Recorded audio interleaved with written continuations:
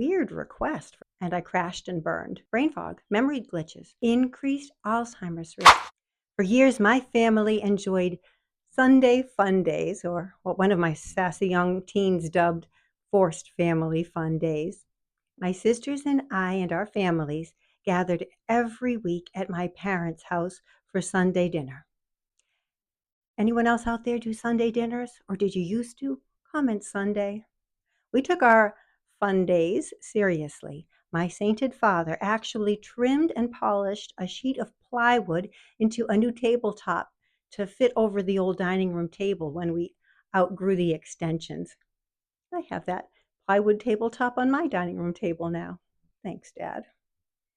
Now, back then, every week, the number of us fluctuated a little bit depending on, what boyfriends were coming and which kids could make it. So about half an hour before dinner, Mom would count us off and adjust the place settings at the table. She was magnificent. She made it look easy. But in the waning years of that tradition, she caught a touch of the dementia. We didn't notice. We should have. Small oopses like making a pot of tea with tea bags and the morning's coffee grinds repeatedly. And she began asking for a little help. Be a good kid and count how many places we need. Weird request for such a simple task, right? But that memory hit me between the eyes some years later. Now, I was the one making dinner. All my girls and their honeys were home. I don't know, maybe it was Christmas.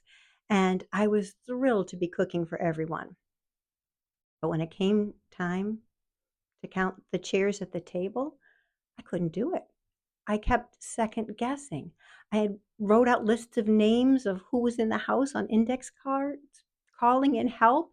Girls, be a good kid, and but my girls were too busy enjoying each other. They didn't take my request seriously. So when we were called to dinner, I had miscounted, and not by one, by two. Everyone brushed it off, but I didn't, because I knew how hard I had tried. I mean, this was planning difficulty level 1.5, and I crashed and burned. As my sainted mother used to say, my mind, I miss it. That was a wake-up call for me. Did I believe it was just stress? Nah. I flashed back to my sainted mother, and I knew the dementia, it was coming for me. I thought it was inevitable. But the truth? I had more power, much more than I had realized it then. See, at the time, my brain was running on sugar, and sugar, it lies. It gives us a quick burst of energy, and then it crashes. And when we live on a high-carb diet, like so many of us raised on the standard American diet do, we're on a blood sugar roller coaster all day long. So what happens when blood sugar spikes repeatedly? Brain fog, memory glitches, cravings, inflammation, increased Alzheimer's risk over time. Have you ever heard that before? Yeah, I hadn't. And here's the kicker. That sugar demon is not just sweet sugar. Carbs are sugar, all carbs. Those potatoes, that loaf of bread, my favorite crackers, my pretzel rods, they don't taste sweet, but your body breaks them down into glucose, which is sugar, almost instantly. Now, I enjoyed sweets, sure, but I confess I felt a little superior because I lived on starches. Oh, I want to blast myself for being such a fool. But honestly, it wasn't foolishness, it was ignorance. Our bodies are designed to keep about 5 grams of glucose in the blood at any one time. That's about a teaspoon. Even one serving of cereal, and my servings were always at least double.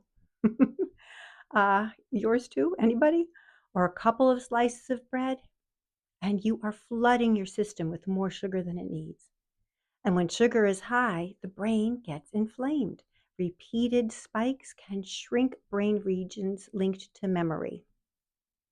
So cutting out sugar and other carbs, it'll lead to weight loss, but I am campaigning for something much more important, your brain health, your cognition, your clarity.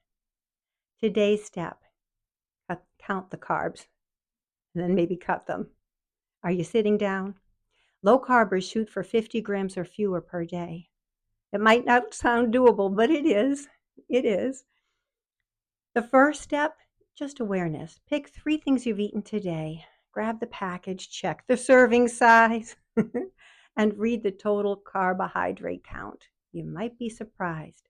That healthy granola bar, your couple of slices of heart-healthy whole wheat bread, 1 bowl, or was it a double bowl of cereal? If you're trying to clear the fog, you've got to see what's fueling it, and I'm guessing you're fueling it if you're still eating standard American diet. If you're ready to level up, try planning for tomorrow, going a full day and keeping it to 50 carbs or less. You can do it. Hey, this is a discussion of day 4 of my guide, 7 Days to a Clearer Mind.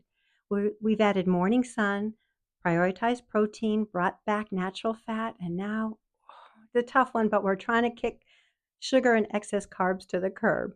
The full guide is linked below and it's free. I'll see you next time when we talk about how a little exercise is a lot more than tone your biceps.